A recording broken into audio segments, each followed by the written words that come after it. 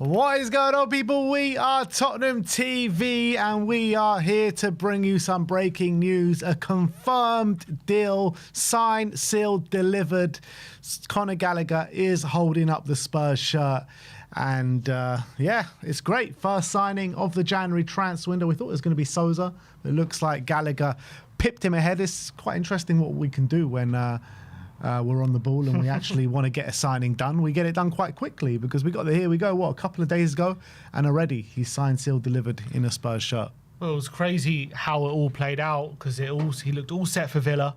Even about half an hour before we got the here we go, there were reports saying he's going to choose Villa over Tottenham. He's not got no interest in Tottenham. There was some very reliable journalists saying that. Then half an hour later, we've got the here we go. The Tottenham hijack has been complete. We've desperately needed a midfielder. We've definitely reacted to the injuries that we've had this window, most notably to Rodrigo Bentancur, and obviously Lucas Bergvall has gone down with a groin injury. So as much as there are definitely more holes to fill in this squad, I think the signing of Conor Gallagher definitely represents Tottenham being serious in this window, acting swiftly and getting in someone who's ready now and ready to contribute. Yeah, absolutely. I'm delighted with the signing. Look, do I think he's the answer to all our problems and Spurs are going to be unbelievable now? No, but I think he is a player that raises the level of the squad and comes in as one of our best midfielders in the squad straight away. So I'm delighted with that. We still need a kind of a ball progressor in the middle of the park. That's a definite situation that Spurs need to fill in this January transfer window, I hope, but it doesn't. I don't think we're going to get him. I don't think we're going to get the player we want. So with Conor Gallagher, he signed in time to play against West Ham to make his debut this weekend, which is going to be great to see the hero's welcome that he gets at the Tottenham Hotspur Stadium this weekend. But let's go and see how the signing has been announced through Tottenham Hotspur. It was announced literally 8 minutes ago, or well, 20 minutes ago now. And the first video that they gave us was this one below. Yeah. And here we go. Heart, energy, feels like every announcement grit, is basically so similar now. demanding more, standing tall, driving us forward. I'm Conor Gallagher. I'm here to give everything. They're like, come on, Conor, give us I always wanted Spurs. Come on, give us. Give exactly. us. It was only ever Spurs. Heart, yeah, nice little video. energy. I think he suits the shirt. Definitely suits the shirt. It looks good in white. Yeah, 100%. Definitely suits it more than that blue. Yeah, yeah, for sure. And that red and white in Atletico never quite fit. Nah, it didn't. It never suited him, to be honest. This is the perfect fit. If you scroll up, you'll see him holding up that Spurs shirt with that. Look at that big smile on his face. He's delighted. He's delighted. He's buzzing to be there. Look at it. 100%. He can't wait for that relegation battle. He's going to keep us up. He can't wait. So Spurs tweeted out, "We are delighted to announce the signing of Conor Gallagher from Atletico Madrid, subject to international clearance." So I'm not sure what that means, international clearance, but he's British passport, so it can't be a work permit. So I don't know what's going on there. Maybe someone else with more knowledge on the matter can let me know in the comments section. And there you have it. Welcome to North London, Conor, as well. So are we going to go through the statement on the website? That's exactly what we're going to do. That's exactly what we're going to do. So there's the statement on the website. Tottenham Hotspur are delighted to announce the signing of Conor Gallagher from Atletico Madrid, subject to international clearance. The 25-year-old England international has signed a long-term contract with the club. Conor said, "I'm so happy and excited to be here, taking the next step in my career at an amazing club. I wanted to be a Spurs player, and thankfully the club felt the same. It was very easy, it happened very quickly, and I'm ready to get on the pitch." I wanted to be a Spurs player, eh? Dagger in every Chelsea fan. He always wanted to be a Spurs player. Come on. Exactly. When he was lining up for Chelsea, he was just thinking, I just wish I was at Spurs, man. Exactly. I just wish. It was probably all the feeders that Pochettino was feeling. Like, what a great club that Spurs is. Exactly. He's been laying the groundwork, Poch, Agent Poch, from day one. He says, "I know how great the fans are. I'm really happy to be a part of it here. I want to create special moments and memories together." Our head coach, Thomas Frank, said, "Conor is a top midfielder who we have previously worked tirelessly to add to our squad. He is still young, so has plenty of room for improvement, but also has huge experience across the Premier League, La Liga, and the England national team. Conor has captained teams who will bring leadership, maturity, character, and personality to our dressing room, whilst his running power, pressing ability, and eye for goal will strengthen us in a key area of the pitch. I'm excited about working with him every day, and I know the fans will love what he brings to the team. A passionate, versatile and energetic midfielder, Conor began his professional career with Chelsea, starring in their youth teams before making his way to the first team at the end of 18-19 season, which included him being a part of the Europa League final winning squad. Fruitful loans followed at Charlton Athletic, Swansea and West Brom, gaining Premier League experience, and the latter before his breakthrough campaign came in 21-22 as he joined Crystal Palace on a season-long loan. Featured 39 times, scoring 8 times across the campaign at Selhurst Park. Conor was named as Eagles Player of the Season as the South London side fell shy of a top 10 finish while they reached the FA Cup semi-final. Returning to Chelsea ahead of the following season, the central midfielder soon made his first team debut for the West London side, going on to make 45 appearances in all competitions that term, as well as scoring his first senior goal for Chelsea. Showcasing his leadership qualities, he regularly wore the captain's armband in the 23-24 season, as he featured a further 50 occasions for the Blues in all competitions, contributing 16 goals after making 136 Premier League appearances.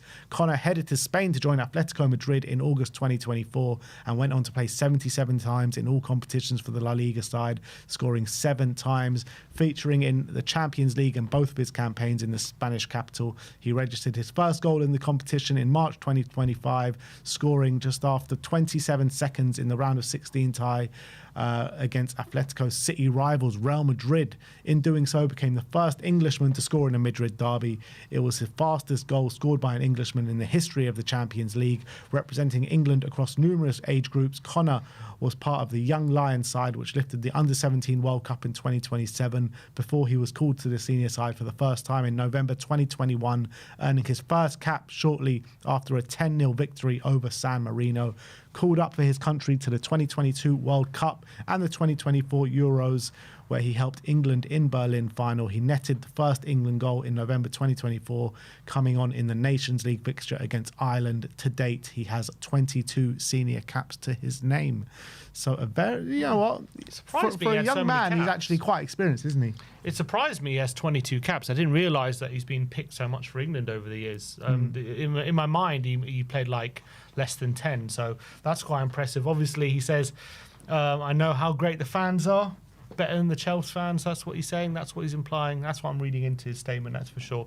But yeah, look, he's very experienced. As you said, he's had many seasons in the Premier League. He's now played in big games in Spain as well, and in the Champions League, captain Chelsea on many occasions. This is a guy as well, I feel like he's a bit of a big game player as well. I always feel like when there's big important games, he likes to take that responsibility, and I feel his way of playing is going to immediately endear himself to the fans. And he's one of those where, yes, he can be frustrating sometimes when it comes to maybe some loose passes, or his vision, isn't the best when it comes to being a creative passer. But what he's going to give is 100%. He's going to leave everything out there on the pitch, and he loves a full-blooded challenge. He loves getting involved in duels. And actually, that season where he captained Chelsea, he was 4th for duels won, and the player who was 2nd was Paulinho. So we now have in our midfield 2 of the best duel winners in the Premier League. And I think the way Frank likes to play, he loves relying on duels. And I think in our current setup, who knows how long it will last, but in our current setup, how we play, I think Frank's going to love having someone like Conor Gallagher in the team. And he also is very aggressive presser. I think, again, in that season with Chelsea, he was 2nd only to Odegaard for possession won in the final third. And I think he's one of those who presses with intent. He doesn't just go to close someone down. He actually goes to actively win the ball and tries to get you back on the front foot. And I think that's something maybe we've been missing. Yeah, and I think when you're looking at the makeup of our midfield now, obviously Rodrigo Bentancur and Archie Gray have been playing alongside each other for a number of months quite consistently now. And with Rodrigo Bentancur, you've seen some really good performances, but you've seen some really poor performances. And I think what Conor's going to give us is that kind of base level of performance kind of every game. You know what you're going to get. Really hard worker. I think the injuries have taken its toll on Rodrigo Bentancur, and he hasn't been able to keep up that level of intensity and kind of performance level. And I think Conor Gallagher is going to be a step forward in that direction. And obviously with Bentancur being out injured, I think the go-to double pivot surely is going to be Conor Gallagher and João Palhinha now for the foreseeable. I hope that's going to be the case anyway, unless he goes for Conor in the 10 and then maybe a Javi out left. I really want to see Conor Gallagher alongside Palhinha with Javi in the 10. And our midfield has been, sometimes been quite easy to play against, and teams find it easy to win that midfield battle against us at times this season. I think, like you say, with the dual winners, with Palhinha and Conor Gallagher, them two playing alongside each other, surely that's going to make us much more difficult to play against. Well, it's definitely, they cover so much ground. They're very, very strong. So I 100% agree. I think... I think it's going to be very difficult for oppositions to come up against our midfield and think they can dominate us and get the better of us physically. In terms of what our number one midfield is going to be, it's going to be interesting because obviously he's preferred Bentancur over Palhinha, and he's mainly gone for Bentancur plus, Gray. Now, with Gallagher coming in, if he's a replacement for Bentancur, would we not say maybe it's going to be Gallagher and Gray maybe starting? Because if he's coming to replace Bentancur because of his injury, I'm not saying he's going to be the 6 per se. And if you look, to be fair, you look at how he played Gray against Villa. Gray was the one dropping deeper and spraying the passes. Palhinha was a bit further forward in build-up, that is. So I actually think, given that he hasn't been starting Palhinha a lot, I think that I reckon the number one will be Gallagher and Gray for now, and then in certain games where we really need to win that midfield battle, or we need to maybe be on the back foot more, I think Palhinha and Gallagher will be the pivot. Yeah, I'm not sure. Like I said in the previous video, I do envisage him looking at Gallagher as more of a 10 and could potentially play him in the 10 alongside a Javi on the left. But what I want to see is Palhinha alongside Conor Gallagher as the two sitters. I think that could be, I think that will make us a really hard proposition and a hard team to play through. And I think that's been a big problem with Spurs so far this season. So, look, I would like to see Gallagher and Gray as well in the middle. And I think, with the nature of how the season's going to go and the amount of games that we're going to have to play, I think you'll see a wide variation of different kind of combinations in the middle for Spurs. So I think what Conor brings us is versatility. So he can play in the 10, he can play in the 8, he can play alongside an Archie Gray as well. So I think, I think it'll bring us variation. I don't think it's just going to be like one set thing and that's all we're going to see. I think we're going to see plenty of different combinations in the middle of the park. Has been confirmed as well. He is going to be wearing the number 22 shirt for Tottenham Hotspur, which, goes on a long line of great 22s that Spurs have had at the football club. Brennan Johnson being the latest. Pierluigi Gallini before that. Pablo Gazzaniga before that. Nasser Chadli before that. Gylfi Sigurdsson, less said about him the better.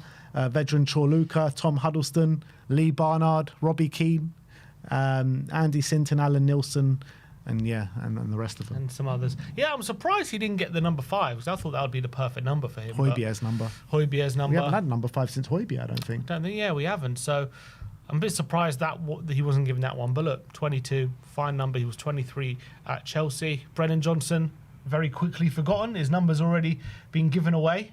So he's got, in terms of being a cult hero, he's got a bit to live up to. Brennan obviously scoring the winner in the Europa League final against Man United. But I've got a feeling that Gallagher will be a cult hero here. I think he's going to be much loved. I think fans will very quickly take to him. Yeah. And I think he's going to instantly be straight in the team. Has to be on Saturday against West Ham. Starting 11. So what do you envisage? Do you think the team on Saturday will be Gallagher and Gray?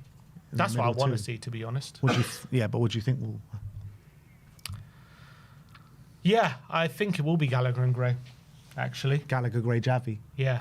I think against West Ham, I think that's probably what we should do. Yeah. Just have as many forward-thinking players as possible. Exactly, and just take the game to them. And I think with Gray, you just need someone who's able to progress the ball, thinks about progressing the ball a bit more. I think if you've got João and Gallagher, I don't know if I feel like, again, you're just lending yourself to another stodgy performance. You're setting yourself up for that, and I feel like in the game you're going to have to rectify it at some point. Like you're going to have to bring on another player in the midfield to get yourself to be a bit more forward thinking. So I think again there'll be certain games where Gallagher and João can be in a pivot, but I think Saturday calls for more Gray and Gallagher. And again, I think Frank. He hasn't been playing Paulinho that often. Obviously, he was forced to play him against Villa, but he did have a great game. So credit to João. But I think at the moment, when it comes to us having our best team or whatever, or the team that Frank wants out there, I don't think João's in that team at the moment, how he's been picking the team. So I do think it's going to be Gallagher and Gray. Or does he put him forward in the 10 and move Xavi over, but then Tel's having such a good time at the moment, I don't think you'd want to do that. So, yeah, I think for Saturday, I think I would play Gallagher and Gray. Bring up a tweet on the Spurs Express of Conor Gallagher. I think it's a post, Conor Gallagher's post on Instagram. It's him. This must be his dog. Hopefully, we don't have some sort of dog at the training ground, and Vina is not doing some more infiltration. Oh, it's not the what was that dog that was part of that sponsorship we had? Was it a paint? Dulux dog. Dulux dog. It's not the Dulux dog. No, that's Connor's dog. That's Connor's dog. It's a lovely dog. Cute dog, Very isn't cute. it? Yeah. Very cute. But yes, on Instagram he says, "New beginning. Can't wait to get started. See you all on Saturday." All right, so he's ready. He's rocking and rolling. Yeah, hopefully it's not just going to be an introduction to the fans. He'll definitely be in the squad, surely. Yeah, I think so. No, I think he'll be starting. I'm certain he'll be starting, especially because we've got such low numbers at the moment. We just need him. So, albeit you could say how much training is going to have between now and Saturday, and also we've had a week break.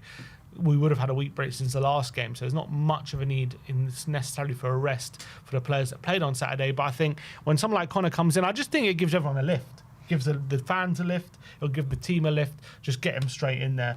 I think that's what needs to happen. A bit like, when we signed Van de Ven a couple of days before Brentford in the opening day, we just chucked him straight in. This is actually longer. This is actually longer. Yeah.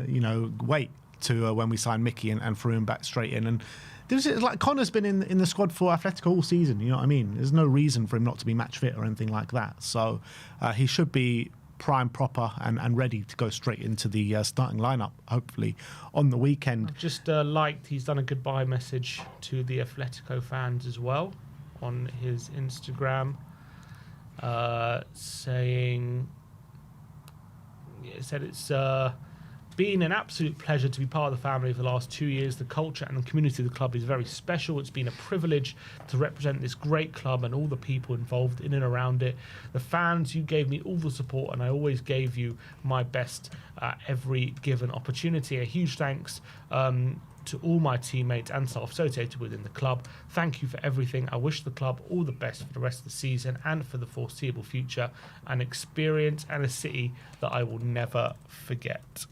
So, obviously a very nice message there for Conor to the leaving Atletico fans. Yeah, I was reading a bit more about Atletico, why it didn't quite work out with him. Obviously, we're actually going to have an Atletico fan on tomorrow who will give us maybe more specifics. But I was reading an article. They were saying Simeone likes to play 4-4-2. He likes his midfielders, because they're only in a double pivot with no number 10, they need to be just a little bit more technical, and they need to have an ability to progress the ball really accurately. And when you're playing out wide, he likes obviously players who like to dribble a bit more and obviously better offensively. And Gallagher never quite fit either mode, and also their number 10s are more shadow strikers than they are midfielders, whereas Gallagher's very much more of a midfielder push forward rather than like a striker dropping deep, and that's not how they like their two players going the forward line as well. So I think it makes sense from that point of view. There's not really a natural fit for Conor Gallagher in that kind of system, but hopefully for us, in terms of how we play, there should be enough space for him. Yeah, I think he fits what Frank wants to do really well, to be honest. I think he has all the fundamentals that Frank wants to see. I think he adds that kind of bigger goal threat than we have so far in the middle of the park. It just begs the question, what happens to the other players? Because we spoke before we were even linked to Conor Gallagher this window about the need to bring Basuma back into the frame, into the fold. Is that still the thinking? Are we still thinking that Basuma comes back into the fold? He's back from the AFCON now. And I think as well for Pape Matar Sarr, like obviously this season hasn't gone according to plan for him, albeit it started very well, but it's not going too well for him this season. What does the future hold for someone like Pape Matar Sarr? Yeah, there's a lot of question marks with this signing because of the profile he is. As we've mentioned, that's actually one of the profiles in our squad. We do have depth overall with the likes of Bergvall, Gray and Pape. So obviously he's more experienced. He's going to be the starter more often than not in that position. So where does that leave three players who all need the game time to gain that experience and develop in the right way? We know Bergvall, he got our player of the season last year, and he's very highly thought of. Archie Gray, has been pretty good, but, hasn't quite been at the level to be, you would say, a starting midfielder week in, week out to a level that we want to be at, which is, challenging the top six and being in that position. Is Gray right now a top six midfielder? I think the answer for that would be no. Has he got the potential to be? Yes, but again, he needs the game time to develop. And Pape Matar Sarr would say he's definitely ready to be consistently starting in the Premier League, but has he developed in this season to that kind of midfielder that we're just waiting to explode? We're waiting for him to really fulfill his potential, because I think we all know he's got bags of ability and he's got boundless amounts of energy, but he hasn't quite made that step up from being a regular Premier League starter to a midfielder that's ready to start for a top six club just yet. Now, hopefully, we think Gallagher definitely fits that role. He could be a top six midfielder ready to start right now. So they can't all kind of get the game time, you would say, needed to develop in a timely manner. So one of them's going to have to be the fall guy. I don't know. I don't think anyone leaves in the short term. I think it's maybe a summer thing. But who's going to be the guy leaving in the summer? Because they can't all stay. I think it's Pape. I really believe it's Pape, because I can't see Spurs cutting their losses on Archie Gray or Lucas Bergvall, both of them such young talents and both have such a big future, in my opinion. Pape has been here for that much longer. And look, Pape in itself, he's a big talent, and he's got a big future as well, I believe. So, but he's been here for the longest period. And I think his development probably hasn't gone as maybe we all thought over the last year or so. Yeah, but why hasn't that happened? There's been a lot of struggles in this squad over the past 2 years for whatever reasons. I would hate to lose Pape. I think it'd be a mistake. I would rather loan Gray out and keep Pape and give Gray that time to develop out on loan. Who's more ready now? Is it Gray or Pape? I would say Pape right now.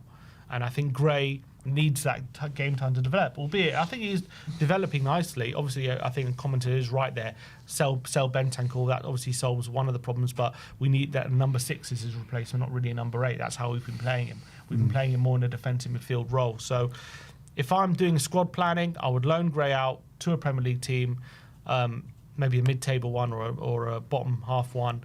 Let him develop there. Keep Pape around. Just see how he gets on with a bit more time. If it really isn't working out still, then maybe sell Pape and bring Gray back into the fold. That's kind of how I'll go. Yeah, I wouldn't be against that. I wouldn't be against that at all. But look, that is the news for today. Conor Gallagher is a Tottenham player, signed, sealed and delivered. It's official. He's holding up the shirt, and hopefully we're going to see him this weekend at the Tottenham Hotspur Stadium to make his debut against West Ham. I can't wait now. It brings a bit more excitement to the game this weekend.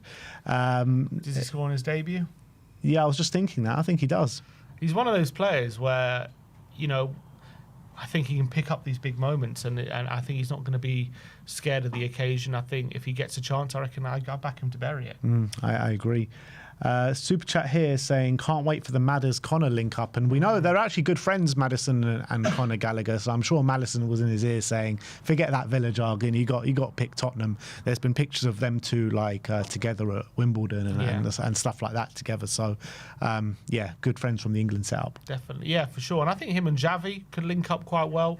I think if you get him around creative players and you get him around players who like to. He's a forward-thinking player. Just because he's not the best progressive passer doesn't mean he's not forward-thinking. And I think him and Xavi could well if they. He's definitely forward-thinking, Conor Gallagher, 100%. And I think when you seeing as he's played a 10 a lot of times in his career, that just proves that he is forward-thinking. His best actual football in the Premier League has come from 10. That's the honest truth. At Crystal Palace and at Chelsea in Pochettino's last season. Well, yeah, a lot of people say his best work does come in the final third when it comes to those real decisive actions, goals, assists, and stuff like that. I think we all know his biggest attributes is definitely his off-the-ball stuff, the amount of tackles and duels he wins, his physicality, and most importantly, his stamina. He can run for 90 minutes and not non-stop. I don't know if you've seen, there's this clip doing the rounds of him, 95th minute in the game for Atletico, just goes in for one tackle, the tackle falls to another player, and he just goes right in for another one, and he just never stops. All action, man. He's all action. Fist pumping. So I think that's obviously his biggest attributes, but he also has a really great sense of timing. Really, also his movement's very good. He he gets in the right places at the right times, and that's a really good attribute. And he's a very good finisher when he gets in and around the penalty box. He's quite a good shooter from outside the box as well. Quite two-footed. One thing though, if we were looking to improve our through ball statistics, he hasn't made a through ball this season. Well, he'll fit right in then, won't he? He'll fit right in. Albeit, when he was again at Chelsea, he was, I think this is unplugged now. He was in the top 10 for chances created. So obviously you don't have to make a through ball to create a chance, but he did create a lot of chances. But I think a lot of it comes from him winning the ball, again, similar to how high up the pitch and quickly, laying in a pass to one of the attacking players.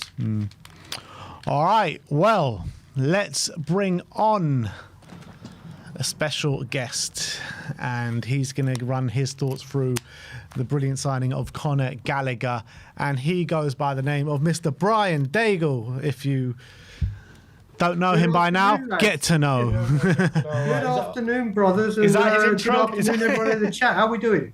We're all good, mate. How are you?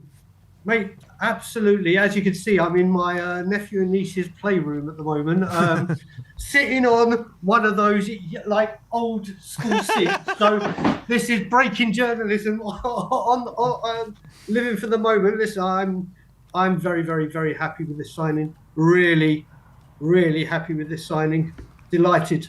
He was one you earmarked from before the window opened as one, realistic target we can get, who's available to, come straight into the team and contribute. What in terms of the price, in terms of the position, how do you think it solves a problem that we have?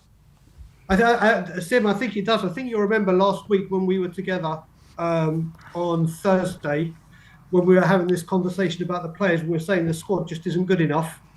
And you look at the players that are there in that position that haven't really lived up to what they're going to be. I know Gray, Bergvall, Sarr, they're all so young.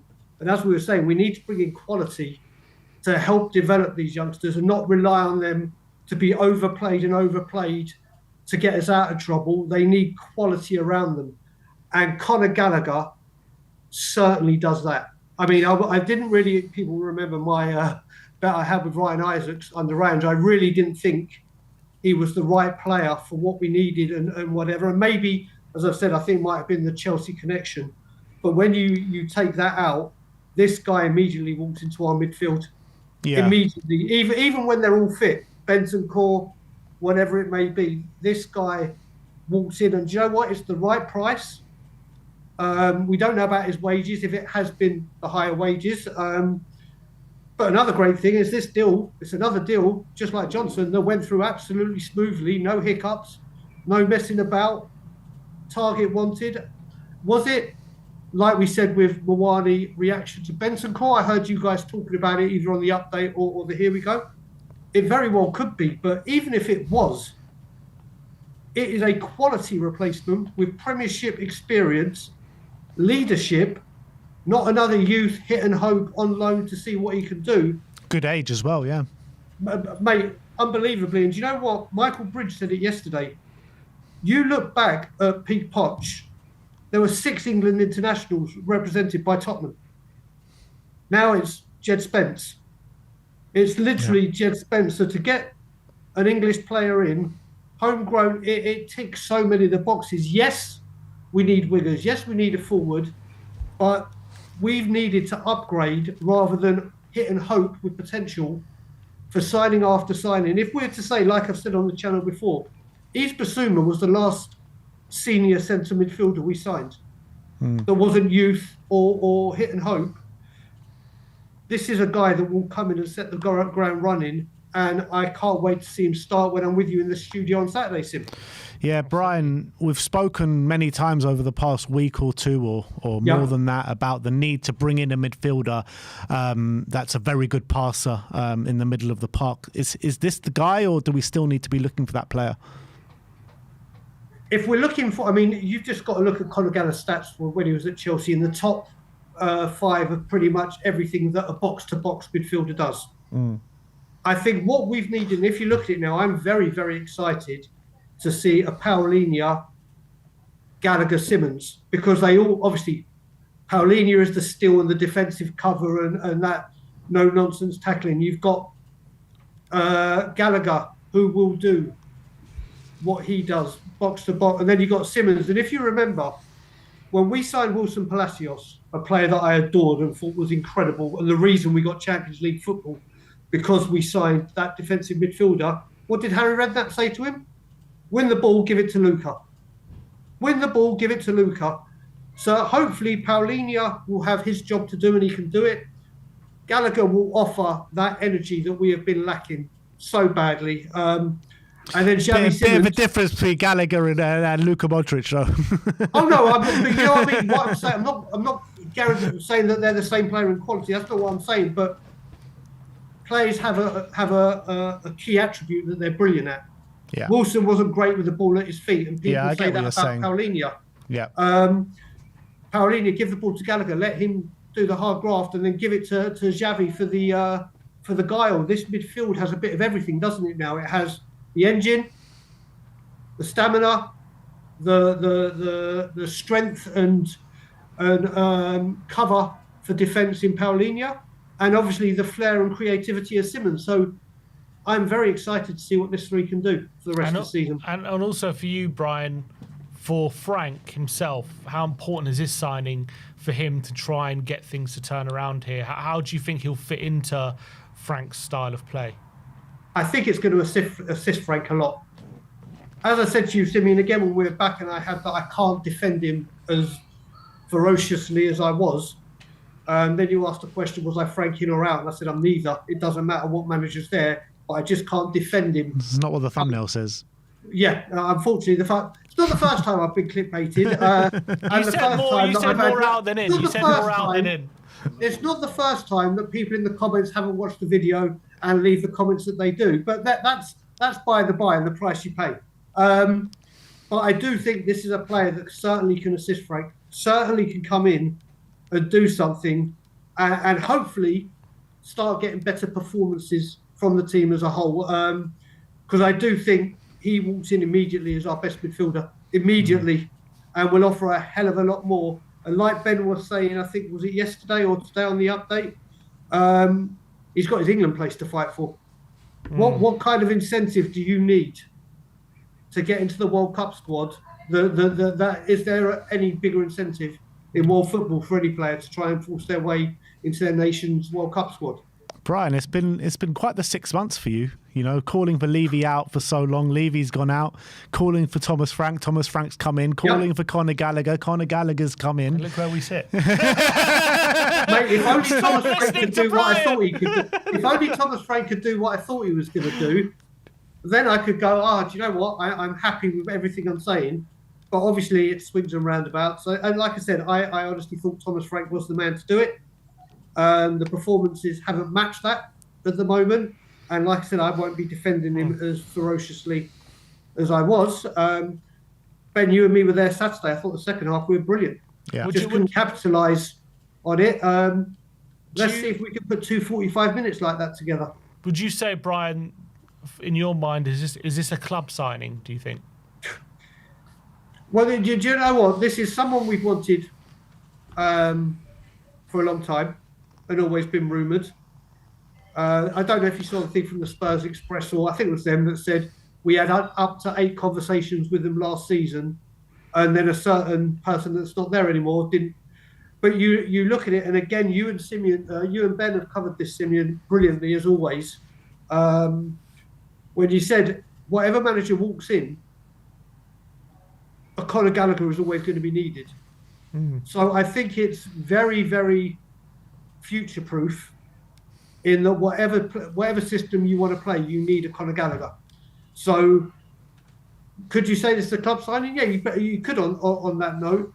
But I think this time, when we say a club signing, we've seen Jed Spence obviously as a club signing, and look at that's worked out now, but obviously wasn't greeted by the manager at the time. But I think Conor Gallagher fits any midfield kind of formation you want to play, and is a massive plus to any midfield. So I think it's brilliant. And if it's a club signing to poke the bear that is Chelsea, bravo, because you've sunk their battleship. Yeah, it's not very often we can sit here and say we've pissed off a few Chelsea fans. Yeah, mate, there's one in particular that was going absolutely. I saw, yeah. And he went absolutely nuts, which has been glorious. And to tell you the truth, guys, last couple of days I haven't even looked at social media, or I've done the odd tweet or whatever, but then I didn't even know the deal was done Monday night. I looked at my phone first thing Tuesday and saw that's happened. And the thing is, they move swiftly, and it just goes to show with Aston Villa there, again, whether it was reactionary or not to Bentancur, they knew that time was against them. They knew that this signing had to get done quick, and they have done so quickly. Yeah. Do you think, I'm just looking now, Conor's mentioned his chats with Frank, and I think there's a video of them meeting. The Frank pool is unmatched. Do you think Conor has signed with the assurances that Frank is going to be here for the foreseeable, or do you think he's under no illusion that he's signing for a manager who is under pressure? Listen, the one thing that Conor Gallagher will know, and any player coming to Spurs, is we are predictably unpredictable.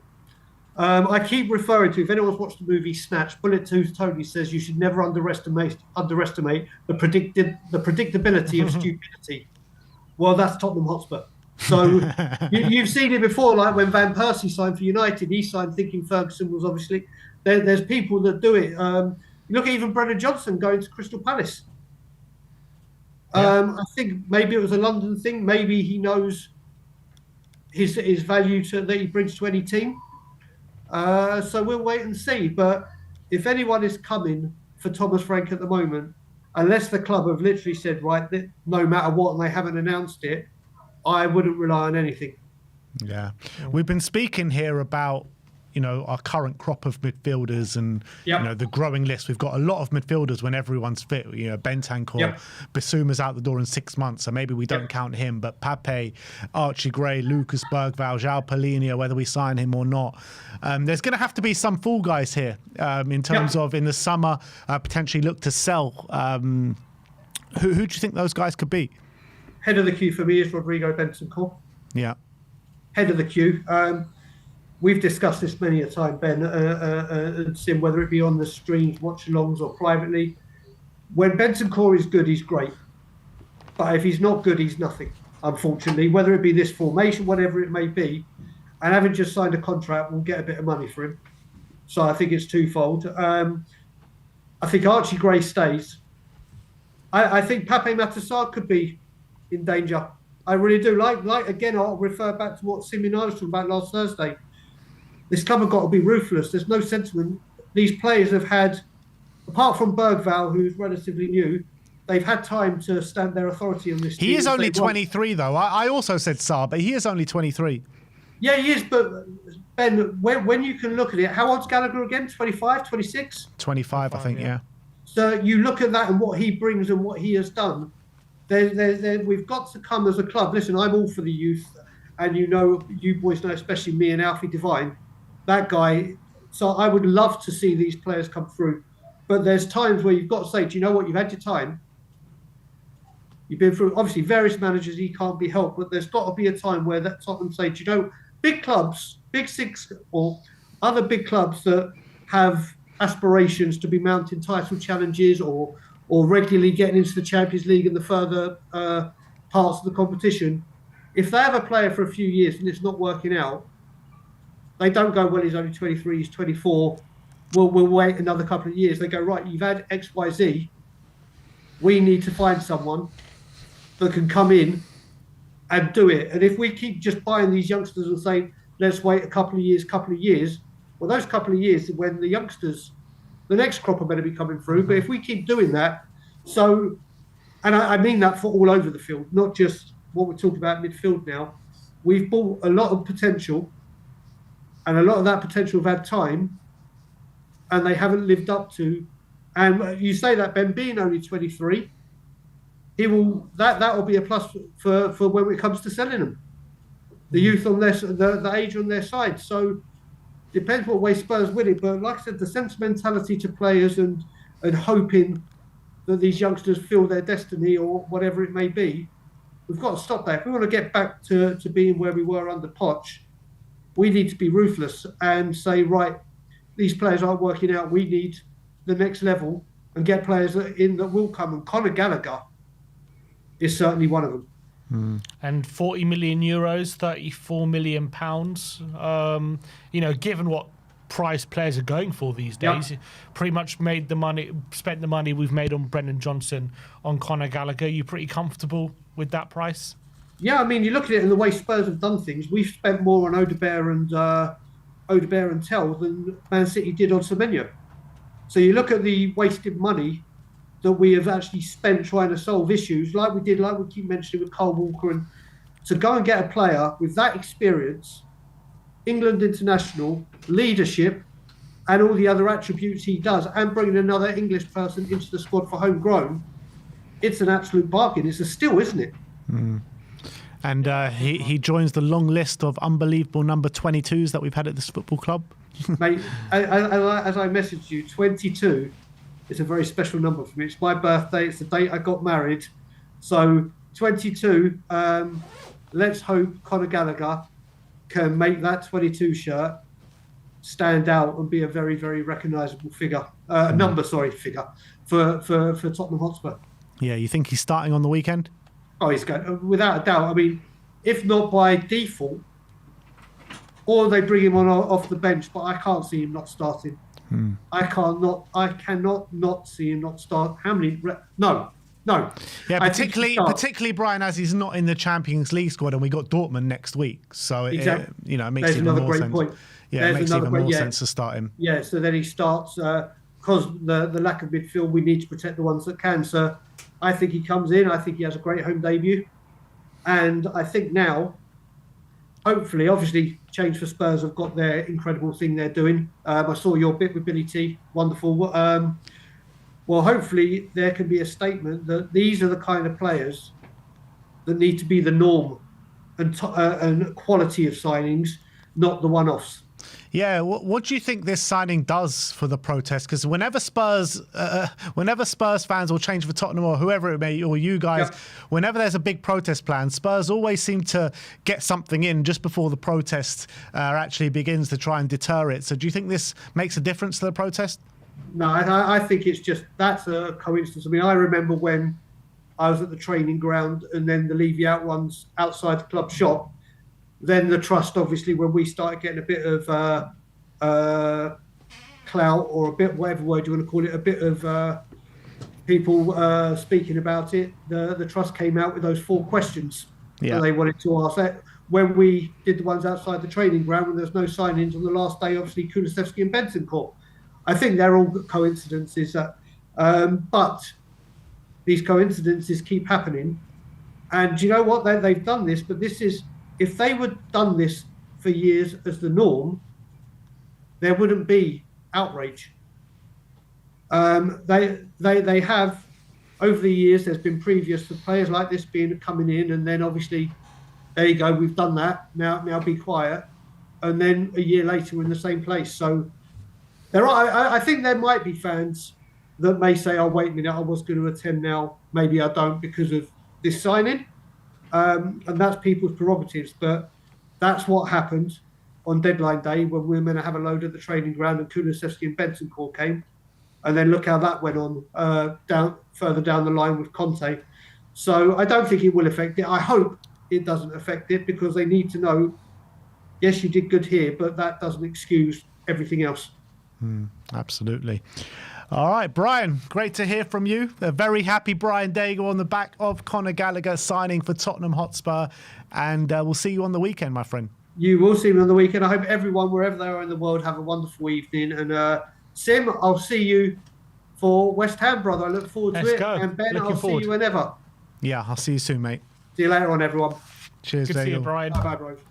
And that was a very happy Brian Daigle, people.